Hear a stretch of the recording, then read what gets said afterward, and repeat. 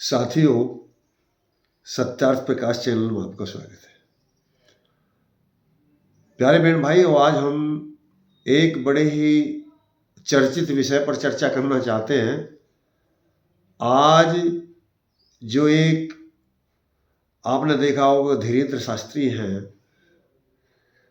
बागेश्वर धाम आज एक चर्चा का विषय बना हुआ है। और ये जान करके हर व्यक्ति कि वो क्या कह रहा है, कैसा कह रहा है, विभिन्न वर्ग बनते जा रहे हैं, लेकिन सत्य कहने की हिम्मत नहीं हो रही है किसी की भी। कोई तो इस आधार पर सत्य नहीं मान रहा है या कह रहा है, और कोई ज्ञान नहीं है कि भाई ये बात है या नहीं है। कुछ ऐसे व्यक्ति हैं कि ज्ञान तो है कि भाई ये सत्य है या असत्य है, लेकिन इसलिए मुंह नहीं खोल रहे हैं। अब वो ये सनातन की बात है, ये हिंदू राष्ट्र की बात है। ऐसे ही मतलब स्वार्थ में या पक्षपात में ये बटा हुआ समाज सत्य कहने और सुनने की सामर्थ्य नहीं रख पा रहा। आज इस स्थिति में सत्य कहना बड़ा मुश्किल है। जहां सत्य सुनना तो बड़ा मुश्किल ही है, सत्य कहना भी बड़ा मुश्किल है। क्योंकि पता नहीं, जब हम ये वीडियो डालते हैं ऐसी, तो जिन किसका फोन आ जाता है जो हमें कोर्ट में खींचने की धमकी देता है, जन कोई सिर कलम करने की धमकी देता है, जन कोई क्या क्या देता है, कोई कुछ कह भी सकता है। तो लेकिन क्या इस पक्षपात को लेकर के हमको सत्य नहीं कहना चाहिए या सत्य नहीं सुनना चाहिए? हम जिस परम त्यागी तपस्वी महापुरुष के शिष्य हैं, जिनका शिष्य होने का सौभाग्य हमें प्राप्त है, महर्षि दयानंद, उनके जीवन की एक घटना मुझे स्मरण आ रही है। जब महर्षि दयानंद जी वेदों का प्रचार करते थे, अंग्रेजों के राज का खंडन करते थे, बाइबिल का खंडन करते थे, कुरान का खंडन करते थे, तो अंग्रेजों ने उनको एक प्रलोभन दिया था और कहना चाहा था कि स्वामी जी, यदि आप ये कहने लगे ईसाइयों का राज बहुत अच्छा है, तो हम आपको सुरक्षा दे सकते हैं और जो साधन चाहे वो आपको मुहैया करा सकते हैं। लेकिन महर्षि दयानंद जी कहते हैं कि मेरे हाथ की उंगलियों को यदि मोमबत्ती की तरह जला दिया जाए, जब भी मैं असत्य नहीं कहूंगा। मैं ये कभी नहीं कह सकता कि अंग्रेजों का राज अच्छा है। मैं तो ये कहता हूं, विदेशी राजा चाहे पिता के समान भी प्यार करे, वो फिर भी अच्छा नहीं हो सकता, क्योंकि उसके अंदर से पक्षपात नहीं जा सकता। और मैं तो चाहता हूं अंग्रेज जितनी जल्दी यहां से चले जाएं, मेरे देश को स्वतंत्र करें। ये बात सुनकर अंग्रेजों ने और उनके ऊपर विशेष निगरानी रखनी शुरू कर दी। लेकिन ये तो विषय अलग था, लेकिन वो व्यक्ति सत्य कहता है।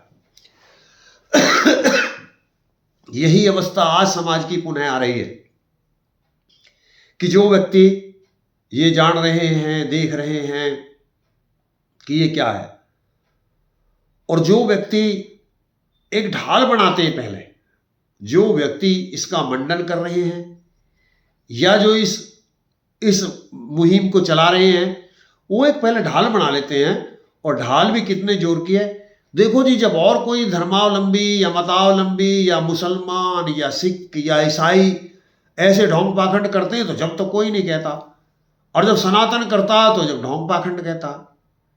यहां कहते हैं, वहां तो कोई नहीं कहता। माना कि ईसाई ढोंग करते हैं, मुसलमान ढोंग करते हैं, यहूदी ढोंग करते हैं, तो क्या सनातनियों को भी ढोंग करने का अधिकार दिया जा सकता है? मेरी बात का गौर देकर जवाब दीजिए, सुनिए, विचार कीजिए इस पर। यह साधारण बात नहीं है। एक हथियार बनाया जा रहा है ये कह करके, अभी जब उनका विरोध नहीं करते तो हमारा विरोध क्यों करते हो? या का मतलब ये तो नहीं हो जा सकता कि रेल में कोई बिगर टिकट जा रहा हो और जी और भी तो बिगर टिकट जाते, मैं भी बिगर टिकट जा रहा हूं, तो इसके आधार पर क्या कहना मना किया जा सकता है? अब इसी में एक दूसरा प्रश्न बनता है। क्या प्रश्न बनता है? माना कि वो तो बाहर के हैं भाई, वो तो बाहर के हैं, और हम बाहर के सुधारने के लिए जाएं और वो हमारी अपनी कमी नहीं सुधरी हो तो हम दूसरे कैसे सुधार सकते हैं? जब हमारे अपने अंदर कमी है और हम ये बात दूसरे के लेकर के पास जाएं, भाई कुरान वालों से कहें कि तुम अपनी कुरान को ठीक कर लो, पुराण वालों से कहें तुम अपनी पुराण को ठीक कर लो, वो कहेंगे तुम भी तो अपनी रामचरितमानस को ठीक कर लो, तुम भी तो अपनी पुराणों को ठीक कर लो जिनमें ऐसी अश्लील बातें लिखी हुई हैं। तो क्या करना चाहिए फिर हमें? तुम्हारी ये बात मान लेनी चाहिए कि वो उनकी में लिख रही है तो हम भी करते हैं, उनका विरोध क्यों नहीं करते? अरे जैसे उनके अंदर 10 20 50 सिर फिरे हो गए और वो सत्य को नहीं मानते, इतने एक बड़े वर्ग को सत्य से दूर कर दिया, चाहे भले वो ईसाई हैं या मुसलमान हैं, कोई भी कटमुल्ला सब नहीं है, सब मुसलमान ऐसे नहीं हैं, लेकिन जो जिनके स्वार्थ प्रभावित हैं या वो अज्ञानी हैं या वो एक जैसे बहका दिए गए हैं, उनकी ऐसी सोच है, जैसे वो करवाते हैं वो उसरा पूरा समाज, संपूर्ण समाज उचित और अनुचित बात है मानने के लिए बाध्य है। और यदि कोई उसके बाहर जाता तो उसके नाम फतवा जारी कर दिया जाता। तो क्या हिंदू धर्म में भी ऐसा ही कर देना चाहते हो कि जो कहा जाए, कोई पाखंड के नाम पे, धर्म के नाम पे, सनातन के नाम पे कुछ भी कहना शुरू कर दे उसी को मान लेना चाहिए? नहीं, ये नहीं माना जा सकता। इस आधार पर तो बिल्कुल नहीं माना जा सकता कि जो ये दलील दे करके ये सिद्ध करना चाहते हैं कि भाई जब मुसलमानों का विरोध क्यों नहीं करते, ईसाइयों का विरोध क्यों नहीं करते और ढोंगी पाखंडियों का विरोध क्यों नहीं करते, तो सनातन का ही विरोध क्यों करते? पहले तो सनातन ही नहीं समझते कि सनातन क्या है। जो इन ढोंग पाखंड को सनातन कहते हैं वो सनातन जानते ही नहीं है, ना वो सनातनी स्वयं नहीं है। सनातन का मतलब है जो सदैव रहता है, जो सदैव था, आज भी है और कल भी रहेगा, उसे सनातन कहते हैं। तो क्या पुराण, ये बाइबल, कुरान, रामचरितमानस, ये हनुमान चालीसा आदि जो ग्रंथ हैं, क्या ये पुराण है? क्या ये सनातन है? ये पुराण तो हैं, पुराने हैं, क्या ये सनातन है? नहीं, ये सनातन नहीं है, ये पुराने हैं। कोई न्यून हो सकता है, कोई आधुनिक हो सकता है, कोई पुराना हो सकता है, लेकिन सनातन नहीं हो सकता। और सनातन के नाम पे कुछ भी परोस दो, वो इसमें भी नहीं खटका जा सकता। इस सनातन के नाम पर इस देश के अंदर सब कुछ परोस दिया गया, जब ही तो गडरिया को गीत कहा गया इसको। वेद के नाम पर जैसा जिसके मन में आया वैसा ही लिख दिया, जो कुछ उल्टा सीधा समझ में आया वो लिख दिया और उसको वेद की बात बता दिया।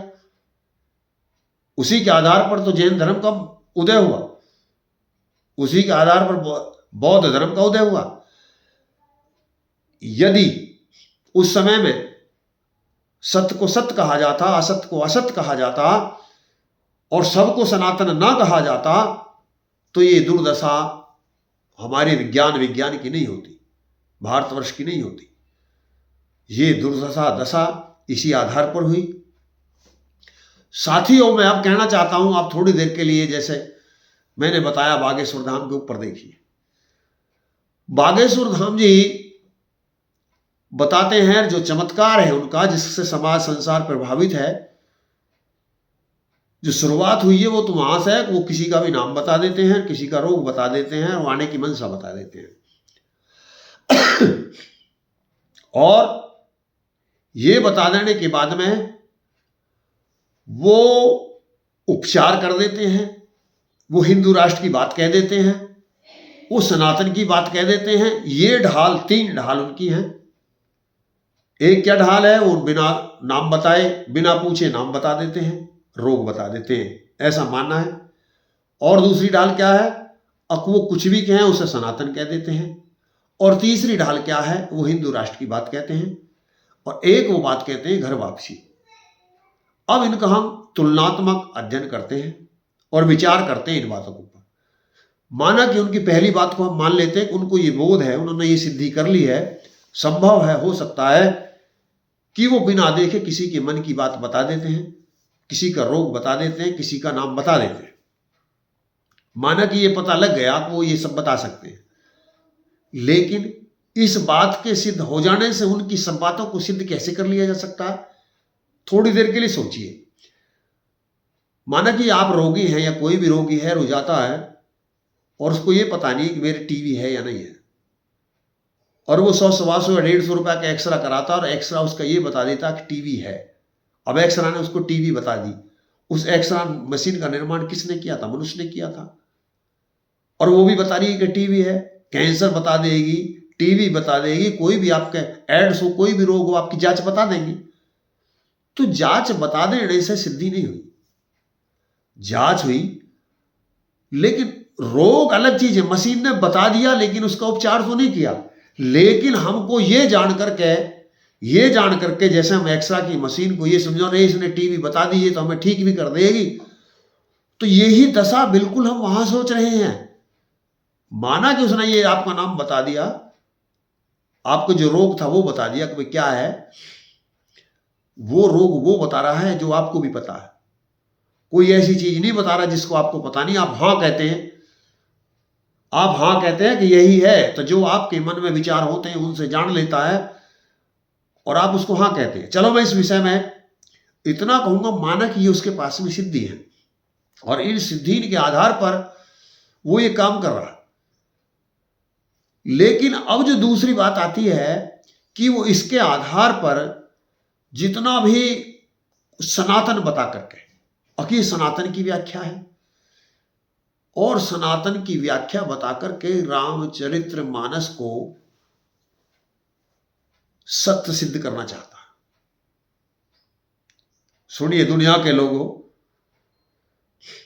आपको विचित्र लग रहा होगा कि आप रामचरित्र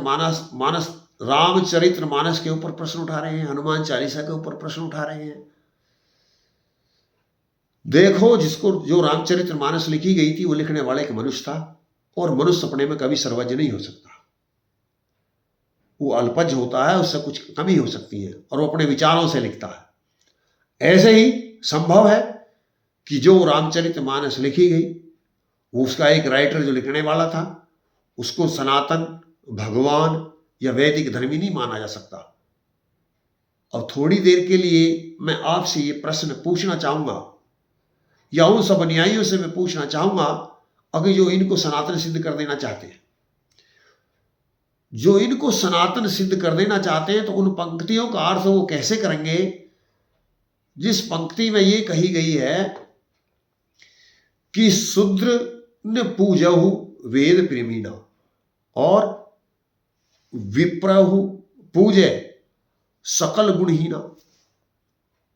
जो विप्र हो वो चाहे उसमें कोई भी गुण ना हो, उसको विप्र मतलब पंडित, इसका कोई अर्थ दूसरी तरह नहीं कर सकता। भूस पे लीपने के लिए कुछ भी कहे, लेकिन इन पंक्ति का अर्थ इनसे अलग कोई नहीं हो सकता। जो हम बता रहे हैं कि जो विप्र है चाहे वो गुणहीन हो उसको भी पूजना चाहिए, और जो शूद्र है वो चाहे वेद का प्रवीण भी हो फिर भी नहीं पूजना चाहिए।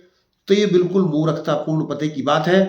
वो यही नहीं जानते कि शूद्र क्या है और पंडित क्या है। यदि आपको ये व्याख्या समझनी है तो महर्षि दान को समझिए, आर्य समाज को समझिए।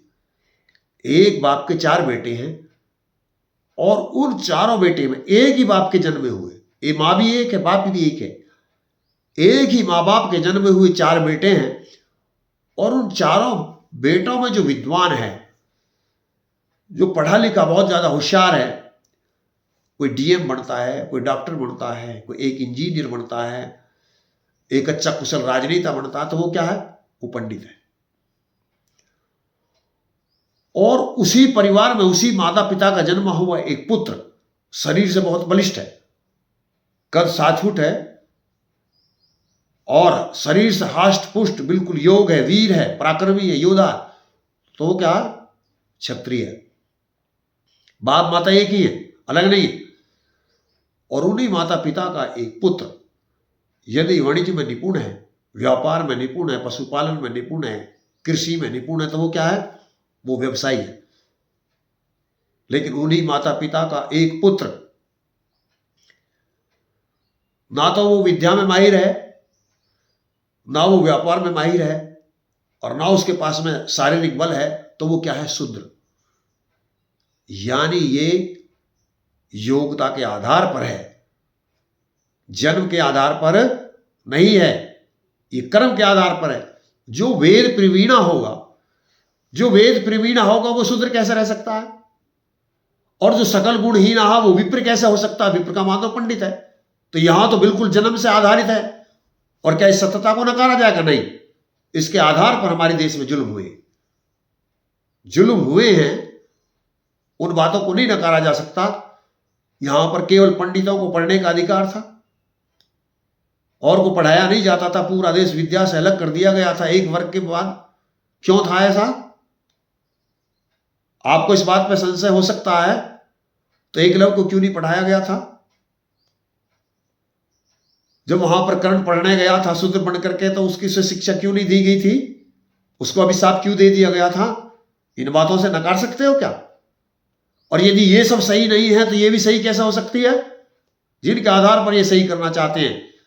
और उसमें ये भी पंक्ति आती हैं कि जो शूद्र ढोल गवार शूद्र पशु नारी सारे ताड़न के अधिकारी। क्या? अब कुछ नए व्याख्याकार कहते हैं कि शिक्षा की बात आ रही है यहां, ताड़न का मतलब दंड देना नहीं है। तो क्या शिक्षा पशु को ही दी जाती है, नारी को ही दी जाती है, शूद्र को ही दी जाती है? पंडित को शिक्षा नहीं दी जाती, राजपूत को शिक्षा नहीं दी जाती, क्षत्रिय को शिक्षा नहीं दी जाती? यदि उनको भी शिक्षा दी जाती तो फिर उनका वर्ग विभागीकरण कैसे किया गया? आप इस झूठ को किसी भी तरह नहीं लपेट सकते। जो विकृति, यदि मानव जाति को सुधारना चाहते हैं, संसार को सुधारना चाहते हैं, तो जिन जिन वजह से कटुता आती है, जिन जिन वजह से एक दूसरे की दुश्मनता आती है, शत्रुता आती है, मित्रता नष्ट होती है, हमारा सौहार्दपन नष्ट होता है, उन कारणों को हटाना पड़ेगा। और वो कारण क्या है? वो कारण है, माना कि कुरान के अंदर 16 आयत ऐसी हैं कि जो और मतों के लिए और धर्मों के लिए ठीक नहीं है, तो उनको हटा देनी चाहिए। या बाइबल के अंदर कोई ऐसी आपत्ति की चीज है जो समस्त संसार के लिए उपयोगी नहीं, तो उनको हटा देनी चाहिए। अच्छा, उनको तो हटा देने चाहिए, और हिंदू के धर्म ग्रंथों में जो ऐसी बात हो उनको नहीं हटाना चाहिए। इसलिए नहीं हटाना चाहिए कि वो नहीं हटा रहे। अरे इसलिए नहीं हटाना चाहिए कि वो नहीं हटा रहे, और जब वो तुम नहीं हटा रहे तो वो भी नहीं हटा रहे, वो भी नहीं हटा रहे तो तुम भी नहीं हटा रहे। तुम में और उनमें अंतर क्या है? क्या इन बातों को सत्य सिद्ध किया जा सकता है धर्म के नाम पर बांध करके? लेकिन यही तो किया गया, यही तो किया गया है। जो कुरान में बाइबल में गलत बात लिख दी, खतना की बात लिख दी, या हिजाब की बात लिख दी, या 3 तलाक की बात हो, कोई भी हो, और जो धर्म के नाम पर चला दी गई, या हलाला की बात किसी भी नाम पर चला दी गई धर्म के नाम पर, उनको स्वीकार करते रहो। और ऐसी धर्म के नाम पर चाहे सती प्रथा चला दी, चाहे पर्दा प्रथा चला दी, चाहे झूठे ग्रंथों को बना करके थोप दिया गया, और वेदों को जो परम ज्ञान विज्ञान था उसको भी गडरिया का गीत कहलवा दिया। तो ऐसी ऐसी कपोल कल्पनाओं को ढोया नहीं जा सकता। मेरे साथियों, इन बातों को कभी से नहीं माना जा सकता। ये पंक्ति कभी भी मानने योग्य नहीं हो सकती है, समाज को बांटती रहेंगी। और आप कोई भी हो, चाहे इनका विरोध करने वाला कोई सपा का व्यक्ति हो, चाहे कोई शूद्र हो, चाहे कोई आर्य समाजी हो, कोई भी हो, आप सब पे लड़ेंगे, सबको बुराई करेंगे। तो तुम में उनमें अंतर ही क्या? अरे जो कमी है उन्हें निकालिए। ऐसा नहीं है कि रामचरितमानस में अच्छाइयां नहीं है, रामायण में अच्छाइयां नहीं है, हनुमान चालीसा में है, लेकिन जो जो लेखन की वजह से या राइटर की वजह से, किसी भी वजह से जो व्यवहारिक नहीं है, जो सिद्धांत के विरुद्ध हैं, जो समाज के अनुरूप नहीं है, उनको हटा देना चाहिए। इसमें क्या बात है? और आप पहल करिए। जब ये यहां पहल होगी तो ये अनुरोध फिर कुरान वालों से भी किया जा सकता है, बाइबल वालों से भी किया जा सकता है। और जब तक ये कटुता स्वयं बढ़ती रहेगी, कट्टरों को देखकर कट्टर होते रहेंगे। कट्टर होइए, लेकिन सिद्धांत पे तो होइए, ऐसे ही नहीं सनातन के नाम पे इस समाज को। अरे वो तो जैसे विद्या से दूर हैं, थे और हैं और रहेंगे। जब तक बाइबल की मानते रहेंगे, कुरान की मानते रहेंगे, जब तक विद्या से दूर रहेंगे। और ऐसे ही तुम भी जब तक इन ढोंग पाखंड के नाम पर, वेद को छोड़ करके पुराणों के नाम पर, रामचरितमानस के नाम पर हम समाज को जोड़ना चाहेंगे, उसका मार्गदर्शन करना चाहेंगे, नहीं कर सकते। जहां ज्ञान और विज्ञान है, कोई भी त्रुटि नहीं है, वो वेद है, वेद का अनुकरण कीजिए। अब मैं और कुछ व्यक्तियों से आपत्ति, जो इन बातों को सत्य सिद्ध करना चाहते हैं, मैं उनसे पूछना चाहूंगा, सुनिए। जैसे आप आपत्ति कर सकते हैं कि जो इस्लाम धर्म के व्यवस्थापक हुए, प्रणेता हुए, बनाने वाले हुए, उनको एक 9 वर्ष की आयु से शादी नहीं करनी चाहिए थी। अब मैं आप में से प्रश्न करता हूं, कृपया आप मेरे प्रश्नों का उत्तर दीजिए। मेरे ये प्रश्न करने का मतलब ये नहीं है कि मैं उन बातों से सहमत हूं। मैं तो उन बातों को पूछ रहा हूं जिनसे आप सहमत हैं, और मेरे प्रश्नों का कृपया उत्तर दीजिए। और प्रश्नों का उत्तर देकर के मुझे बताइए कि जब ये आपने पढ़ा होगा कि हनुमान ने मुंह में मीठा जान करके, वो चौपाई है हनुमान चालीसा की, जो तुलसीदास जी ने लिखी है, कि इतने योजन कोस दूर जो है सूर्य की दूरी है, और उसने मीठा फल जान करके हनुमान जी ने उसको खा लिया, मुंह में दे लिया। क्या ये सत्य सिद्ध हो जाएगा? आप इसको सत्य सिद्ध कर सकते हैं? जैसे झूठ बाइबल के अंदर ईसा मसीह को लेकर के बोले गए और धर्म ग्रंथों के अंदर बोले गए, तुम भी ऐसे ही गपोड़े मारते हो। जैसे गंगादास ऐसे ही जमुनादास, ये गपोड़ा है, बिल्कुल ऐसा सही सिद्ध कभी नहीं हो सकता। अब मैं और दूसरा एक प्रश्न आपसे करना चाहूंगा। जब सीता जी आ रही थी, रावण का वध कर दिया गया था, और श्री राम जी, इसका मतलब ये नहीं है मैं रामचंद्र जी को मानता हूं, नहीं, मैं बहुत मानता हूं, लेकिन जो जो उनके नाम पर गलत बातें रखी गई हैं मैं उनको नहीं मानता हूं। मैं एक बुद्धिजीवी हूं, मुझे ज्ञान विज्ञान है, मैं किसी के बहकाए से बहक नहीं सकता। और आपको भी बताना चाहता हूं, उस बहकने के बाहर आइए, सुनिए, यार यदि नहीं आते सुनिए, मेरे प्रश्नों को उत्तर दीजिए। जब रामचंद्र जी ने रावण को हरा दिया था और सीता को लेकर के आ रहा था, लेकिन यह परीक्षा करने के लिए, परीक्षा होती है सीता जी की, और अग्नि परीक्षा ली जाती है। मैं आपसे एक प्रश्न करना चाहता हूं, आपके भी बहन बेटी है, हमारे भी है। यदि किसी की बहन बेटी घर के इच्छा के विरुद्ध अपनी मर्जी से किसी के साथ चली जाती है और उसके साथ कुछ भी नहीं होता है, वो जैसी गई थी वैसी वापस आ जाती है, तो क्या वो पवित्र है?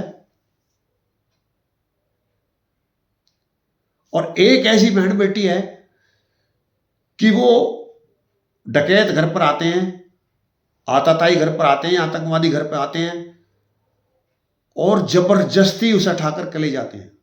माता पिता उसकी रक्षा करते हुए मारे जाते हैं, और उसके साथ में वो आतताई आतंकवादी बलात्कार करते हैं, रेप करते हैं। तो फिर उसको जला देना चाहिए? क्या वो अपराधी है? आप मुझे परिभाषा बताइए, इसका अर्थ करके बताइए कि जो अपनी मर्जी से गई थी उसके साथ कुछ नहीं हुआ था तो वो सती थी, और जो अपनी मर्जी से नहीं गई थी, जबरदस्ती ले जाएगी तो उसके साथ रेप हुआ था, तो तुम मारने आओगे? मार देनी चाहिए क्या? ये नियम कहता है, ये आपका हृदय कहता है? और मैं एक बात पूछना चाहता हूं, एक तो ये बात हुई, माना वहां सीता तो परतंत्र थी, मजबूरी से गई थी, को अपनी मर्जी से तो गई थी, सूपनखा की तरह।